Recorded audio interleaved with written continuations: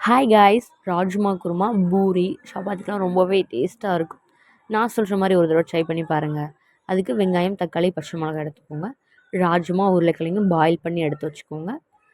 Mutton பொடி, கரம் மசால் பொடி, கறி மசால் பொடி இதெல்லாமே எடுத்துக்கோங்க.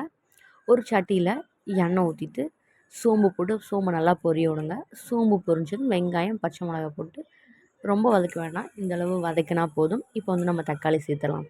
தக்காளி போட்டதும் தக்காளி வந்து நல்லா வதக்குங்க. தக்காளி வதக்கிட்டு மட்டன் பொடி, கரம் மசால் பொடி உங்களுக்கு வேணுங்கிற அளவு போட்டுக்கோங்க. கறி மசால் பொடி வந்து கொஞ்சமாக சேருங்க.